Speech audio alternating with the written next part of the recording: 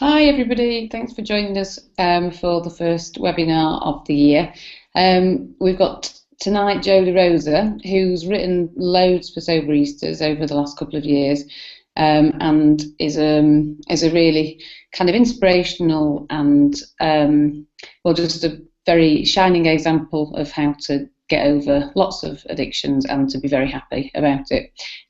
Jo is going to talk tonight about the theory that she's put together, that she's now kind of packaged all those ideas and all her experiences that got her sober into quantum sobriety, and that's what she's going to be talking about. But she's also going to be talking about how she got, what led her to getting better, her experiences before she got sober.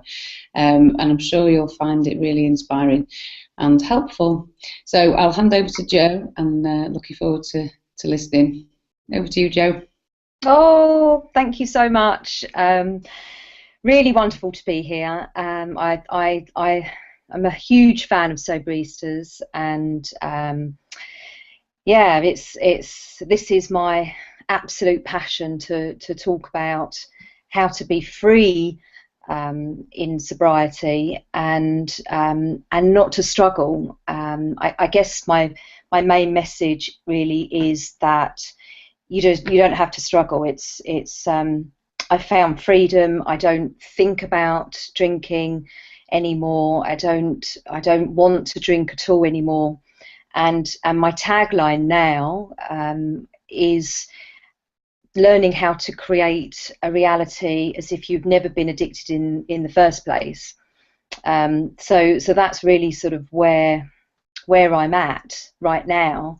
I feel like I was never addicted, and I have to sort of, and I would highly recommend you journal your experience as you're moving away from your addiction, because I feel so different now to where I was just over 3 years ago when I had my last drink, 10 years ago, 5 years ago. I just feel so different now that it's really useful to look back on where you were so that you realise how far you've come. Because sometimes we forget and we give ourselves a really hard time, and we don't remember how bad things were. So that's just a little tip. Is it's something that's really helped me in the journeys, to write it all down, and when you get it out of yourself, it's like the saying, a problem shared is a problem halved. So when you're writing all of this stuff down, it's out of you and it's not eating you up so much.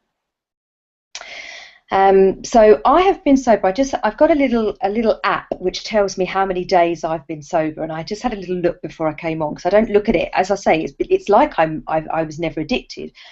So I've 1,192 days sober. So I had my last drink, the last drink that I'll ever have in my life, on the 14th of October 2012. So I've not been sober for a massive amount of time, but the difference is that I don't feel like I'm struggling at all. And so this is what the program that I've put together is, and I guess it's how it's different, is that you don't have to struggle. You don't have to spend your whole life wishing that you were drinking still. Instead, you embrace sobriety and how amazing sobriety is. I mean, my life is just unbelievably amazing. And I remember, my God, I mean, just the most awful, dark days. I used to cry every single day. I knew that I wanted to not drink, but I couldn't stop myself from picking up a bottle or a glass of wine, which then led to a bottle of wine pretty much every night. I've been addicted to over-the-counter pain medicine, codeine. I've been addicted to cocaine, cigarettes, caffeine. I've had a really unhealthy relationship with caffeine, and also with sugar. And so they're my main addiction. So I've kind of they've been quite varied. Yeah, 1,192 days ago, things really, really did change, and I became free. So I don't know if there's anything, Lucy, that you want to put in at that point. Sorry, I'm just no. Because you've kind of seen my journey in the last couple of years. Just two things is that your last drink was my birthday. just oh wow! And also, yeah, the freedom that you just speak about. That's the thing that I want, the message that I would love to kind of get across this book, and I know you would as well. Is just the idea that it's not one day at a time. It's not kind of gritting your teeth. It might be one day at a time to start with, definitely, as you're getting used to a new way of living. But it's not going to be that for the rest of your life. And the idea of completely loving life sober and not ever knowing full well you're never going to go back is what it's about, isn't it? And if we convey that to people can have faith that is how it's going to do eventually, that's great. And also, I forgot to say at the beginning, if while Joe's talking you want to ask a question, write it in the text box at the side and we'll go through as many as we can at the end. Okay, so freedom in sobriety is absolutely my experience, and I mean there's lots of different methods and lots of different methods, that there are lots of different programs, and I see a lot of people being told that it's going to be difficult, and it's always going to be difficult, that you've got a disease and you're always going to have this disease, that you're an alcoholic and you're always going to be an alcoholic, and that's just not my experience. I don't see myself as having a disease. I don't see myself as being unwell. I mean, I'm 43. I have to think about it then. I'm 43 and I've never ever been healthier than I am now. And it's almost like the older that I'm getting, the healthier that I feel and that I look, and life is getting better rather than degenerating. And this is all happening. I mean, my experience, my program is based on meditation. It's based on rewiring your brain. Ultimately, when we meditate, we are creating new habits. We're learning how to let go. It's a massive, massive part of this program. When you're meditating, you close your eyes, you become aware of your breathing, and thoughts come in. They're always going to come in, but you let them go. So they come in and you let them go. They come in, you let them go, and it's just a constant stream like that. And when you learn to do that in meditation, then you obviously something's happening to your brain, and you can then take that quality and that ability into your non-meditation life. So I call it your formal practice of actually in the class, sitting there, eyes closed, concentrating on the breath, following the breath in and out. That's your formal practice. And then when your formal practice is finished and the informal practice begins, which is the rest of your life, then you can also let go. And so when you're triggered, you can let go of the trigger. And the more you practice that, the easier it becomes, and you are unlearning the old behaviour and relearning or learning something new, something positive. So that's kind of the crux of my program and of my method and what I've done to become free. So I am it's almost like I'm a different person. It's almost like I've reprogrammed myself. I mean, I'm still the same person, but my habits and my beliefs about myself and about what I can achieve are completely different. Like, I really do believe that that I can do anything, that I can be anything, that I can go anywhere, and I can achieve anything at all. Hi everybody. Hope you can hear me and the feedback's gone. Thanks for coming back and welcome back, Jo. Sorry about that. That's all right. Where were we at? Rock bottom moments, I think we'd got to, hadn't we? What got you to the place of wanting to give up and being able to give up completely? Okay. I was living in Thailand, and I'd split up with my ex-boyfriend, and I had literally spiraled out of control with drugs and alcohol.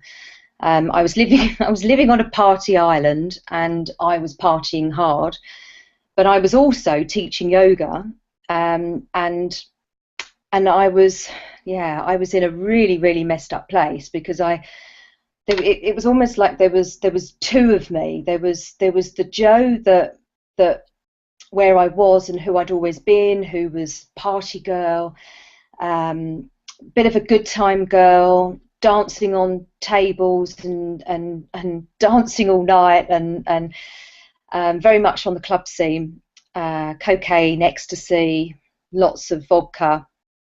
And then the new Jo that had emerged and had trained to be a yoga teacher and was teaching yoga, and it was almost like this battle that I was having with myself, and it was like a seesaw, and I was going in both extremes. So I was spending all week teaching and really healthy and eating salads and drinking lots of water and really healthy, and then I would go out at the weekend and I would literally be partying for 48 hours, and I'd completely cane it, and the two worlds were just completely colliding. And sometimes my yoga students were at the parties and they'd see me completely off my head. I had a shop as well, and on the island, and sometimes my yoga students would turn up at my shop and I'd be there drinking wine and smoking cigarettes and snorting cocaine and all sorts of things. And it was just like, these two worlds, and it was such an internal battle that I was having as these two people collided. And I got kicked out of a bar, and the next day I call it the horrors, and I would wake up the next day and I wouldn't remember anything. I wouldn't know where I was the night before, how I got home, what I said, what I did, and I would speak to my friends, and things would start to be said, and I'd be, oh my God, I'm starting to remember, and then this one time I was thrown out and barred from one of the bars on this island, and I had to go and apologise because I'd beaten someone up. I mean, this is a yoga teacher. I'd beaten someone up. I have no recollection of this to this day. I do not remember punching and hitting this person. I'm not a violent person. And alcohol changed me, absolutely changed me. And this anger came from somewhere, and I just don't know where that anger came from, because I'm not an angry person. And I mean, it's just not in my nature to go over to an old man and start hitting him. I mean, it was just awful. So I had to go and apologise to him. And around about the same time, I taught yoga drunk as well. And they were two of my really, really low points, like massive, massive, massive low points. And they weren't. I didn't stop drinking. I went on for a number of years after that drinking, but they were two moments that I will never forget. I look back quite recently on some of my journals of that time, of writing that time, and it just breaks my heart to see that me, and see that battle. I'm so unhappy. I was just so unhappy, and alcohol was. I gave up the drugs, and when I gave up cocaine, I started drinking even more. And the drinking, it was almost like the drugs spiraled out of control, and the drugs went. And when I left Thailand, I didn't do cocaine anymore, but I picked up the alcohol even worse, and yeah, that spiraled out of control completely as well. And yeah, some horrible moments. Again, it was, for me, it's the blackouts and not remembering. I woke up at my now husband. I mean, he's seen me drunk and he's seen me sober, and he prefers me sober. One New Year's Eve, must be, I don't know, 4 or 5 years ago, and we were at his mother's, and I woke up on New Year's Day alone at my mother-in-law's, and I looked in the mirror. I was fully clothed from the night before. I looked in the mirror and I looked like I'd been beaten up because I'd been crying so much, and so I was all swollen, my eyes swollen, my face swollen, and I don't know why I was crying. And I sort of sheepishly came downstairs, and you know, I don't know what happened, and apparently I was getting abusive towards him in front of his parents and his family. And I got sent to bed. You know, I mean, I must have been sort of 39. That was probably just before, probably my last Christmas before I stopped drinking. And yeah, so there's been some, and I look back and I'm just like, oh my God, it's my head was full of alcohol. It was.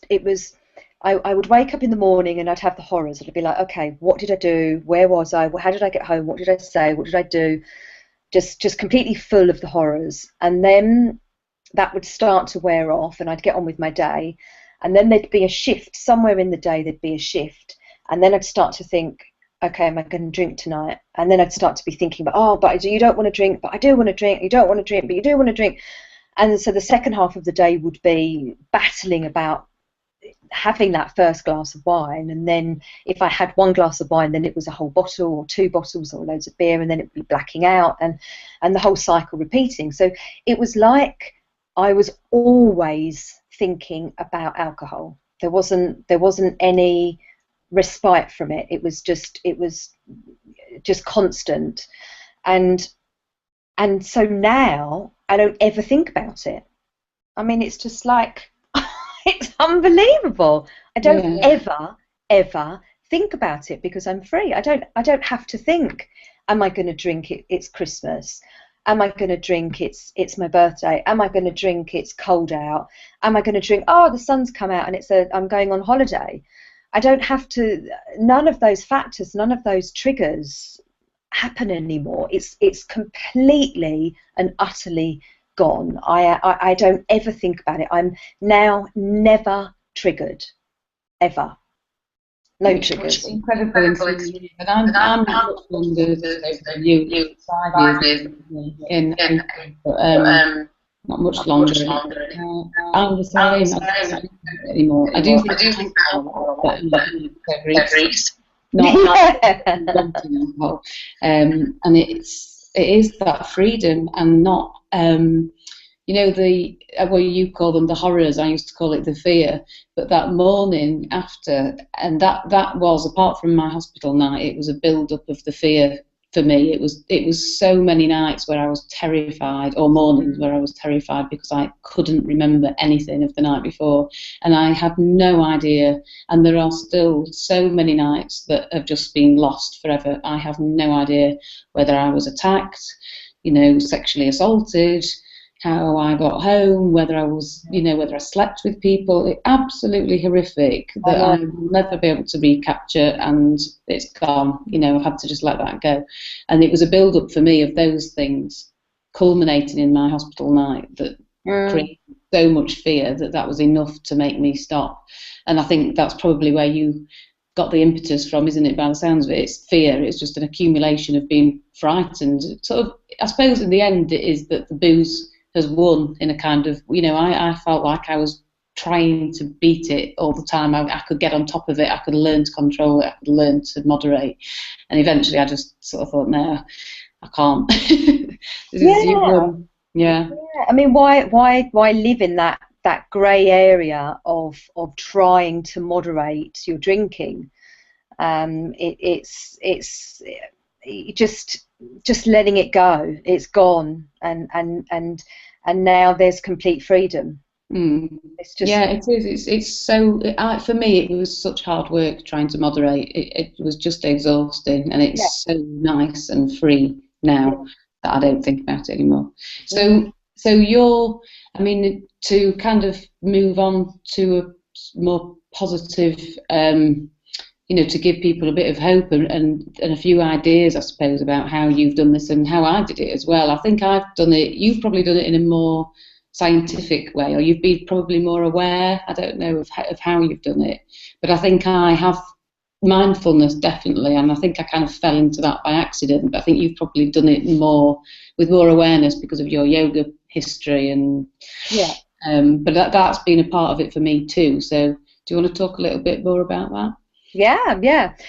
I mean, I put it all down to, initially I put it all down to yoga. I found yoga over about 16, 17 years ago, and I knew when I did my first yoga class, I knew I was going to be a yoga teacher, which was in the late 90s.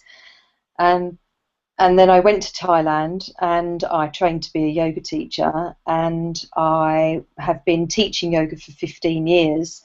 And obviously meditation is part of that, but I think the yoga really got me into my body.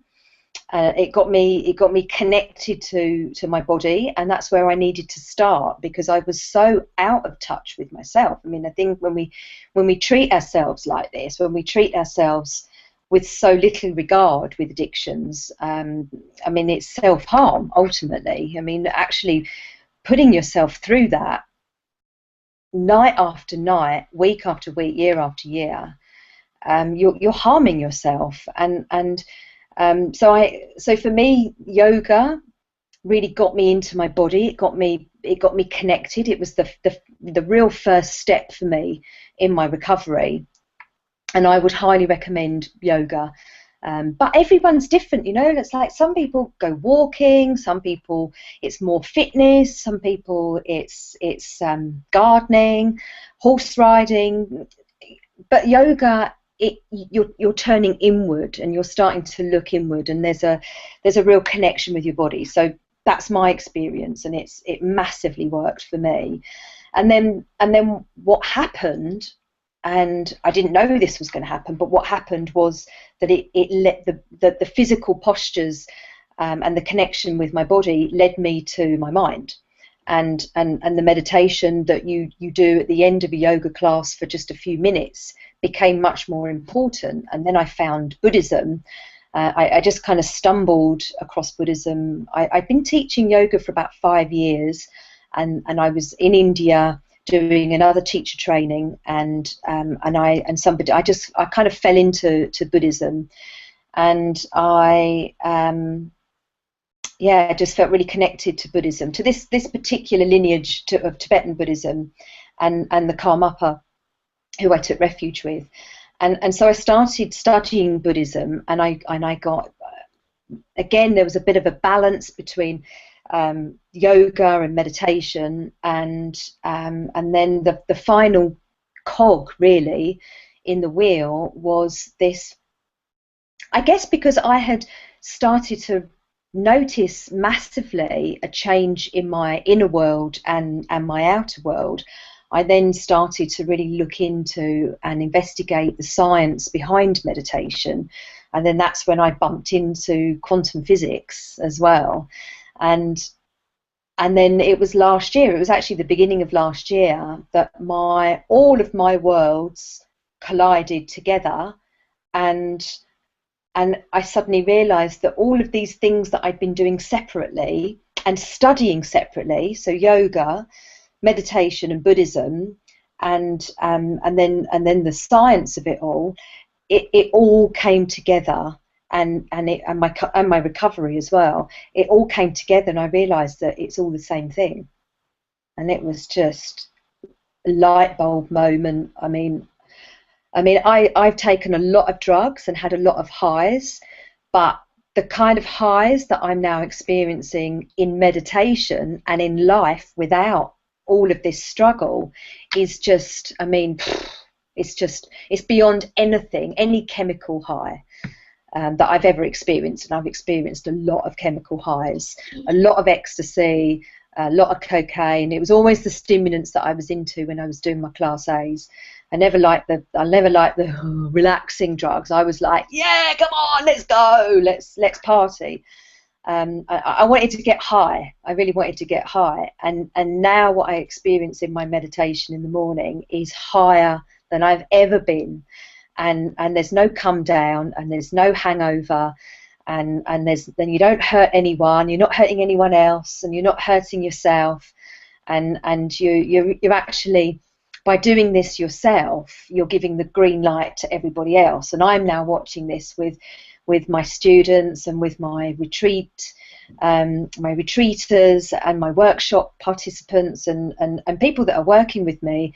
I'm seeing their worlds change as well, and they're coming to class and emailing me and saying, my God, you know, like one of my meditation students this morning, she came to me 6 months ago, and there's abuse in the family, there's alcoholism in the family, there's a load going on in the household, and this is a 2 sons and a husband and a wife. There's gambling, there's addiction, and there's abuse, and there's police, and there's arrests, and there's prison. I mean, loads and loads and loads of stuff going on. And when she came to my class and she did the first class, she said to me, I'm really worried about talking to my husband about this because he's not going to understand. And I'm worried about changing. I'm worried about, I can feel that what you're saying, it rings true, and I believe you and I want it, but I'm scared. I'm scared that I'm going to change, and I'm scared that I'm going to leave them behind. And then today, 6 months later, she said to me that her whole household has changed. Her husband is on the journey with her. They talk about this. She goes home after a meditation class and she talks to him about what they've done, and they meditate together. I mean, it's just, oh my God, it's just unbelievable. And I said to her this morning, you've given, just by that inner change, like even though you've done it inside, they're picking up on that, because our energy fields don't stop where our bodies stop. Our energy fields are so much bigger than that. Yeah, so the energy. I was going to bring it up a minute ago when you were talking about the seeking the really major highs with Class A's and stuff. Don't you find it's very surprising? I'm really surprised constantly about this, but I used to be exactly the same as you, just loads of recreational drugs and loads of booze, and always very hedonistic and seeking that escapism, and was a really loud person. And since I've stopped drinking, I'm so calm and love that calmness. I've just become so much happier with my own company, and so much more content. I don't seek that thrill anymore from outside of myself. I feel very sort of able to draw on my own resources to get that contentment and happiness. And it's really weird. It is like a completely different person. I'm unrecognisable, I think, from who I was 5 years ago. Yeah. And I never ever thought I'd be this calm. My moods are like up and down all the time, and I am, you know, it's very strange, but it's so much nicer to live like this. And I used to think that was boring, but it's not boring at all. No, it's wonderful. Complete opposite. Yeah, it's contentment. It's contentment. There isn't anything to search for, and this is something that I'm really feeling now. Is that I've been searching my whole life. I've been searching for something. Searching for happiness, searching for the meaning of life, searching for myself, searching for all different things, and I found it all within myself. And it sounds so corny. Yeah, no, but it's like calling off the search, and just kind of now I feel like I've started the last chapter of my life, a long and happy one, but nothing's going to change particularly. I can see me just being like this and being happy being like this, whereas before I always thought this isn't good enough, I need more, and where am I going, I need to be in a different place. I don't want to be in a different place now. I'm very happy with what I've got. So we've had loads of questions as we've been chatting. David has just said, he's not a question, but just a comment that it sounds very familiar. He's just starting his journey, and it's incredible. So good luck, David. Yeah. Although after that, David then also has written about having seizures after withdrawing, and that he feels trapped and fearful of having more seizures. Any thoughts on withdrawals? Well, David, I don't know if you've had a look on Soberistas on Ask the Doctor, but there is a section on withdrawals, a really detailed section from Dr. Sinclair, who's the Soberistas doctor. She's an alcohol specialist, GP. There's loads of information on there about safe withdrawals, so take a look at that. You could also send a question, if you've got a specific question, to askthedoctor@soberistas.com, and that will be answered by Julia. You could do it anonymously, but with your specific concerns, that's askthedoctor@soberistas.com, and she will be able to answer any specific concerns you've got. I don't know if you've got any thoughts on that, Jo, while we're on the topic. I mean, my answer to everything is meditation.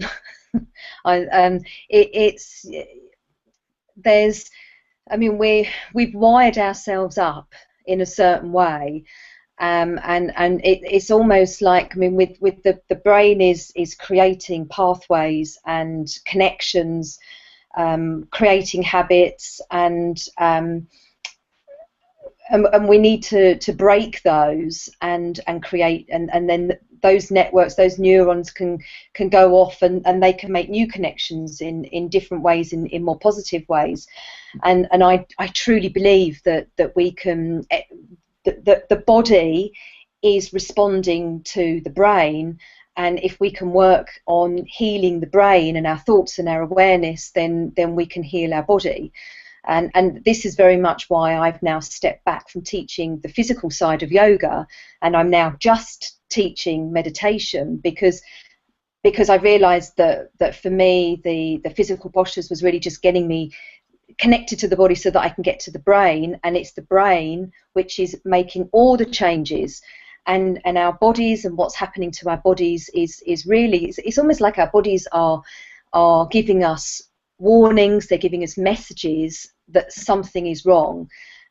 So David, your body is, by having seizures, your body's changing. I mean, if you're not drinking and you're having seizures, then there's change, and the body is going through a period of change. So there is going to be change, and I think that you definitely, I think it's brilliant to get GP support in this, but I would recommend you meditating and just sitting in with yourself and being calm, because the connections are all, everything's going a little bit crazy at the moment, and if you can breathe deeply and bring in some calm, I think that that's really going to help. Yeah, and one final thing that what Jo said is really helpful, and I'll definitely go along with the meditation thing, but be aware, and you will get this information on the Ask the Doctor page, I'm sure you know, but alcohol-related seizures can be really dangerous. So if you are physically addicted to alcohol and you are at that stage of alcoholism where you need to have a proper detox, a medical detox, do go and see your doctor and get advice on withdrawing safely. So don't do it by yourself. Once you've got past that initial stage, then focus on the meditation, and hopefully things will calm down. Yeah. Now, I'm just going to go back to the bottom of these questions because there's quite a lot. Okay, so Tina has said, I got sober in September 2012, but got overconfident 18 months later, thought I'd beaten it. I had done the work leading to my sobriety. I'm only just managing to pull back from that relapse, and the battle is horrendous and terrifying, and drinking leaves me without hope, living without hope. I'm 3 days, I think that says I'm 3 days in. So a relapse after 18 months of sobriety. Okay, and that relates to somebody else's question as well. Has said, has either of us ever relapsed? I relapsed. I stopped drinking in 2011, and I wrote my first book. If you could have anything, what would it be? In 2011, and I wrote the book when I wasn't drinking, and the first and main chapter is on my drinking, and so the first chapter is my journey in stopping drinking, and I was. And then I went on honeymoon, and I went on an all-inclusive holiday, and my husband was drinking, and I thought, oh, I'm on honeymoon. I've not had a drink for 5.5 months, and I feel really good, and I don't want to have a drink, but I'm on honeymoon, and it's all included, so I'm just going to drink on honeymoon, and then I'm going to stop. So I definitely got overconfident, and I thought that because I had that period of 5.5 months without drinking, that I could do it, and I could just go back to drinking, and then come back from honeymoon and stop drinking.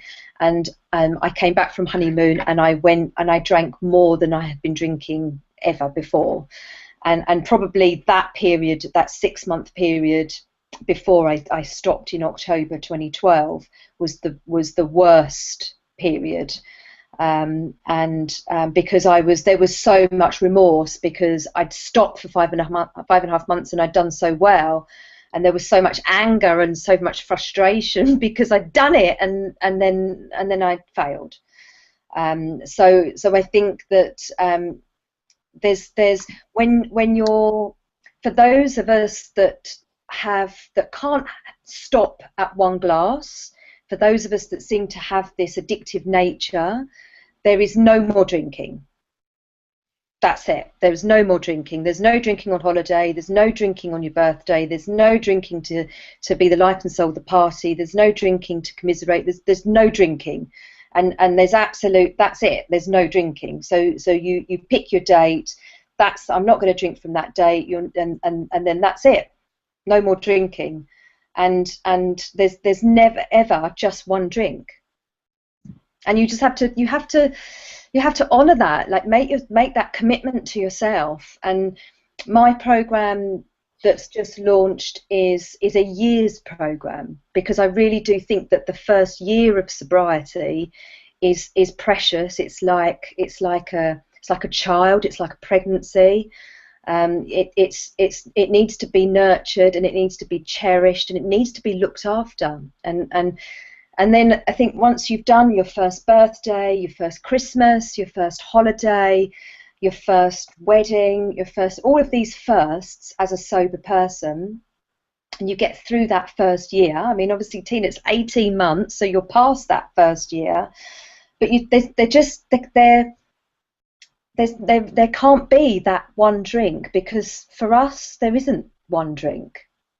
I mean, that's the hardest thing, I think, is that acceptance of that. You can't ever have one drink, and it is a really, really hard thing to accept fully, I think. Yeah. And I didn't relapse after I stopped for good, because I was so frightened, like properly frightened of alcohol, after I woke up in hospital after a massive session on my own and collapsed. And it was just, I was truly terrified to touch alcohol ever again, and that fear is still with me of alcohol. I won't ever go near it. But a few months after that, and it was white knuckling it for me the first few months, but the fear kept me sober. I realised that if I was going to stay sober, there was no way I was going to do it and be miserable about it, and do it out of fear, and that being the only reason. And that was why I was doing it to start with. And that's when I started trying to change my thinking about alcohol, and trying to see sobriety as a very positive thing that I wanted, an aspirational thing that I deserved. But I think something changed in me because I stopped drinking for those first few months of not drinking. I think I allowed my self-esteem to grow sufficiently to make me believe that I deserved to not drink. And I started seeing it as a rewarding, kind thing to do to myself, to not put myself through that anymore. Whereas 6 months earlier, when I was still drinking, I hated myself, and I didn't care that I was doing that to myself. I didn't think I deserved anything better. But a few months off the booze was enough to make me like myself again. And it was such a slow process of building that self-esteem and self-confidence and feelings of self-worth. But once I got there, that moved me on to the second stage, and that kept me going for another 6 months. And then it was about a year or maybe even 18 months when I read the Jason Vale book that everybody always goes on about on Soberistas, and that really changed my thinking about it. And then I started to see alcohol as this really crap drug that is just, you know, marketed in such a clever way, and that we're all just bombarded with messages. And I just realised how manipulated I'd been. And at that point, it was easy. I'd made it. It was like 3 stages, but it wasn't an overnight thing. And in my first book, Sarah and I in the Sober Revolution talk about the pink cloud of euphoria, and you know, that early stages of thinking, yeah, it's brilliant, and you think you've kind of done it, and you get a bit overconfident. I think everybody does that.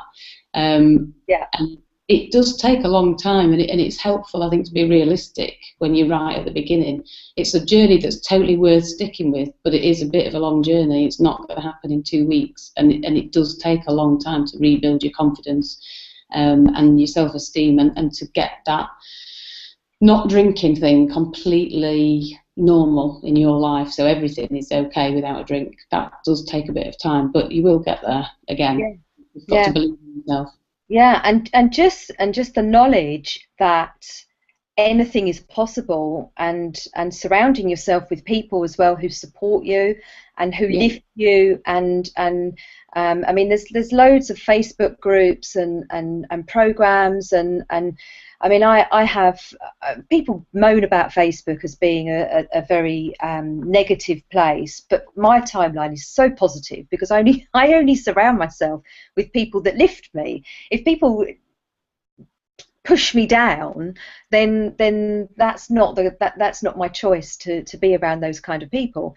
So I think that I think just knowing and believing that life can be whatever you want it to be, and believe, and this is where the quantum side of things for me come in, is that once I started to really learn about quantum physics and the fact that we are living in an environment of pure potentiality. Every single potential is there available to us. So we have got the potential on this side, we have got the potential to be alcoholic. And then we've got a scale running along, and then so in the middle we're moderately drinking, and then at the other end of the scale we have freedom, where you and I are, Lucy. And all of those potentials are available to you, everyone that's watching this. All of those potentials are available to you, and it is your choice as the observer that which one you choose. So you can choose to be alcoholic, because ultimately nobody else is picking up that glass of wine. You can choose to be thinking about it. I mean, obviously everyone that's watching this is wanting to not drink, because that's why you're watching the webinar, and that's why you're part of Soberistas. There's another. The next stage, you're actively looking for help. The next stage, you're in a program. You're doing something. You're active in it. The next step is you believe that you haven't had a drink for 3 days. The next step is, oh my God, this is getting easier, and I'm going to do this. And then the next step is, okay, I've not had a drink for over a year, and oh my God, I actually think I can do this. And then the next stage is, I'm free. I don't want to have a drink at all. And every single one of those potentials is available to every single one of us, and it's only us as the observer. And science is science. This is not anything. This is proven. This is life. It has to be this way. What you believe to be true will be your reality. You can't have a reality that doesn't fit within your beliefs. And so this is what I've done, and this is where I'm coming from, and this is what I want to share, is that you can have that as well. Like, every single person that's watching this has got the potential for freedom. Like, there's nobody, absolutely nobody, that is left out of that, because we're all human, and every single one of us has got that. And I think most people don't realise that they have that. Those potentials are available. I totally agree with you there, and I think, you know, I am I do remember how shit I felt when I first started drinking, and how much I hated myself, and how little belief I'd got in myself to do anything good. I really, really didn't think I had it in me to do anything. And as time's gone on, that the ability to think positively and to believe in myself has grown exponentially, and I am not frightened of anything now. Anything that comes my way, I bring on, and in myself that I'll do my best, and I know I can really go out there and do whatever I want in life. And 5 years ago I was a terrified person who was hiding from the world, but I know I can completely empathise, I think, with people who are where I was 5 years ago, looking at somebody who's been sober for nearly 5 years and just thinking, there's no way I can do that. How can I do that? And it's because your self-esteem is so low when you've been drinking every day. You don't believe in yourself, but over time that changes, and that's the really important thing to hang on to and believe in, because it does change.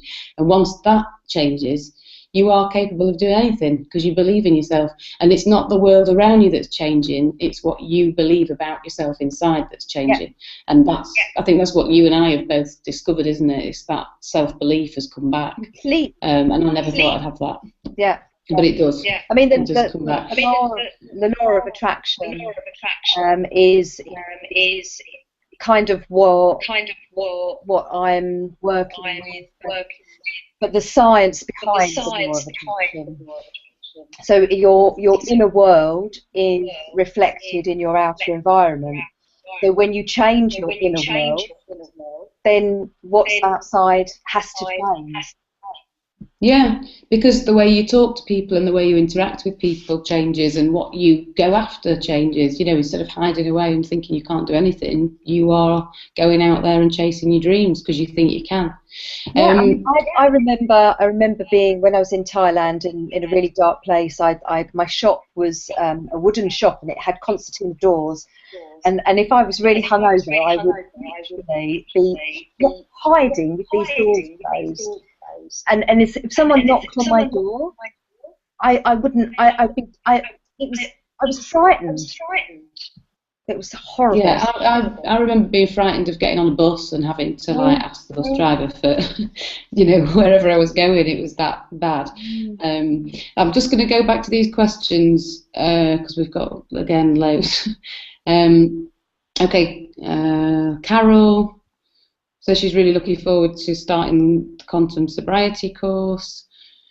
Great. Meditate already, but looking forward to February the 1st for extra support. And anybody who does want to find out more about Jo's courses, if you look on the homepage of Soberistas right now, after this webinar, there is Jo's written an article, and at the bottom of that article is all Jo's contact details. So you can find out everything there about the quantum sobriety courses and Jo's retreat in the guidance by looking at the links at the bottom of that article. Okay, Trish has written, so reassuring and motivating to hear both of your experiences. I'm just into week 3 and getting huge strength from Soberistas books and the likes of this webinar. Thank you so much. You're very welcome. Jude, how did you work on your self-belief, Lucy? Right, okay, I'll answer that, and then do you want to answer for you, Jo? Sure. Personally, the biggest thing for me getting my self-belief back was not drinking. So putting a stop to those awful things that I used to do when I was drunk, and the mornings of shame and self-loathing and hating myself and hiding in my bed all day because I couldn't stand the thought of seeing anybody, and really, really hating myself. That very quickly, after kind of a few weeks of not drinking, those memories began to fade, and I started to realise that actually all of those things were connected directly to drinking, and without the drink I was quite a nice person, but it took not drinking completely for those things to go. So that was the first thing, and I couldn't have done it at all if I'd have tried to moderate, or if I'd have carried on drinking I would have just always slipped back. So it was a complete sobriety thing for me, got rid of that self-hatred. I also did about 4 or 5 weeks with a cognitive behavioural therapist and worked on my guilt and low self-confidence. I felt very guilty about some of the things I'd done when I was drunk, and I had no confidence in social situations. I just didn't like myself very much. So I worked with this brilliant counsellor for a few weeks. And I was lucky that where I worked at the time, the university, Sheffield Hallam University, offered free counselling to staff. So I was really lucky that I could access that. But I would, if you can get CBT counselling, I would really recommend it. And reading loads of books, Jason Vale's book, connecting with other people via the WordPress blog that I wrote who felt like I did, and I just thought for years and years I was the only person like this, and realising that there were other nice, normal people out there who felt exactly like I did, that was a massive boost to my self-belief, because I started to realise it wasn't me that was this horrific person. It was something that affected loads of people, and I'd just kind of been affected by something that was a massive, massive problem. So that took the personal hatred away. I started to feel like, maybe I wasn't all that bad. So it was a combination of those things and running as well, and just kind of focusing on my health and getting my strength back, really, running and eating well. All of it combined to make me like myself again. So, Jo, how did you get your self-belief back? Yeah, well, that my first answer is going to be meditation and yoga, and definitely clean eating, looking at my diet. I'm gluten-free, dairy-free, sugar-free, alcohol-free, meat-free, sugar-free, processed foods-free. And it's what you were talking about with alcohol and not buying into what's the whole society thing, and how we're lied to that how can alcohol make you more lively in the life and style of the party, and it can also calm you down and you're really stressed out. It's just ridiculous. The same thing with sugar. I'm on a sugar rampage at the moment. We give this drug to our children, and it's available in every single shop, and every single home has it, and we are killing ourselves with alcohol. We're killing ourselves with sugar.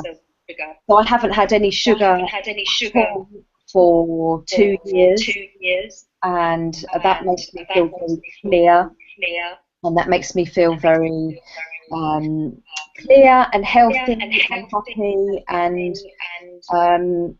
I live in the countryside there, and so lots of fresh air, and I'm also a member of quite a few online groups, because I live in the middle of nowhere. I'm quite cut off. So I'm a member of quite a few online groups, and like Soberistas, and sort of have a community, a very positive community, and sort of I have my own communities with inner guidance and with quantum sobriety. I'm surrounded with people who lift me, and I lift them as well. So it's this, we look after each other. So having been in an abusive relationship for 10 years, where he clipped my wings, and I went from a very vibrant person to having no self-esteem at all, and that was in the height of my addictions, and then subsequent bankruptcy and all of that. I've been really down in the pit. Yeah, that's really. I think the message there is just it becomes easier when you start valuing yourself again, doesn't it? And that's a gradual process. But that in itself, I think, is quite addictive, as you found. I'm addicted to the good stuff now. I'm addicted to looking after myself, and I don't like putting crap in. Yeah, I don't like putting crap in my body. I don't like going 2 days without going running. I'm very aware of my health, and I want to look after myself, and I didn't at all look after myself, when I drank. Just, Jo, when you speak, could you just lean forward ever so slightly, because your voice keeps going a little bit. Thanks. Okay, there's a couple of questions about your meditation, Jo, and then I think we're going to have to leave it because it's gone 9 o'clock. But where is the question now? How often, when you meditate, is the aim to think of nothing, and how long do you meditate for every day? Okay, nobody is going to be able to think of nothing when they meditate. I think it's a bit of a myth, really, that's the goal in meditation. We're meditating. Thoughts are going to be there, but we're moving brain activity when we meditate. So we've got different parts of the brain, and when you meditate, you are moving brain activity to the areas where there's no stress. So whereas when we're living in our normal lives and we're thinking and we're kind of on the ball and and there's a lot of action in our minds, we are activating certain parts of our brain, and then when we meditate, those active areas start to calm down, and we move brain activity to the areas that we experience peace, contentment, and joy. And so thoughts, and if you think about this as well, thoughts are in one part of the brain, and then when we meditate, we come to a different part of the brain. So it's like the thoughts are still there, but they're further away. So we can watch them pass by. It's almost like clouds. Like that's a common analogy. Is clouds passing in the sky? Like they're there, but they're not bothering you. So when we're thinking and we're engaging in our thoughts, then they're almost sticky. They're you want to connect with them, you want to think, you want to engage in them. Whereas when you meditate and you start to change the brain activity, it's like you're further away from your thoughts, and so you don't need to be giving them your attention. They just pass. So my advice would be to just sit with your back straight. Against a wall is good, or in a chair. And close your eyes and just concentrate on your breathing. So concentrate on breathing in, concentrate on breathing out, and just as soon as you realize that your mind's gone somewhere and you're thinking about something, then remind yourself to come back to your breathing, and again follow your breath in and out. And that's the most basic, easiest meditation that you can do. And start off with 5 minutes. And you don't need to do anything else. There's loads of apps. I use an app on my phone to time my meditation. And I would start off with 5 minutes a day. It's better to do 5 minutes every single day rather than do one big chunk of 30 minutes or one big chunk of 20 minutes and just do that once or twice a week. So this is all about creating a new habit. When you stop drinking, you are not doing that habit anymore. You're changing that habit. You're changing it. And so you want to, in the beginning, certainly, I would use meditation to actually replace drinking. In the beginning, when you're taking something away, you're taking the addiction, the alcohol away, then replace it with meditation, replace it with something that's going to help you and assist you and support you. And actually create new neural pathways, positive neural pathways, which are going to help you. So don't worry about, oh my God, I can't meditate because my mind is thinking all the time. That's really normal. Everyone's mind thinks all the time. But what happens is that you start to, those thoughts, they start to fade. So they're still there, but they're fading.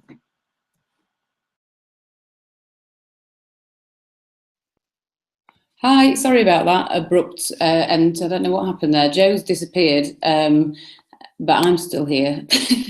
And the questions have all gone, so I'm just trying to remember them. I'll answer on the meditation question while we wait for Jo to come back, but she's obviously the expert on this, so I can only talk from a layperson's point of view. But I meditate every day. Usually it's only for about 5 minutes, but what I do is practice mindfulness all the time now, and that has become incorporated into how I live. So I'm just very, very aware all the time of what I'm doing in the present moment, and I try to do that as much as possible, and I've found it to be the biggest help in managing anxiety and cravings. You know, the kind of when I drank, I used to think so much about the future, wanting a drink, and the past, regretting the last time I had a drink and wondering when I can have a drink again. And it was always kind of, I was never in the present moment, and mindful living and meditation helps us focus the mind, train the mind into living mindfully. That has helped me more than anything. Just be content, I would say. So I would definitely recommend any kind of just a couple of minutes of meditation a day, but reading a book on mindfulness, or there's a load of articles on Soberistas about mindfulness, and just trying to get into the habit of focusing on what you're doing in the present moment, and it becomes kind of a natural way of living after a while. It's quite a sort of strange thing over time. It just becomes kind of how you live. So definitely read up on mindfulness and meditation, and just try and incorporate it as much as possible into your everyday life. And I think we better leave it there, because it doesn't look like Jo's coming back to join us. But I hope everybody found that helpful, and I'm sorry about the technical glitches that we were experiencing partway through that. If you want to find out more about Jo's courses, do go to the article that's on the homepage right now on Soberistas, and at the bottom of Jo's article are all her contact details, website address, Twitter, etc., and you'll be able to contact Jo and find out a bit more about that. And also, not to forget that, as with all our webinars, this one will be uploaded onto the Soberistas webinar page, minus the technical glitches, and you can watch it again if you want to re-listen to anything that we've said tonight.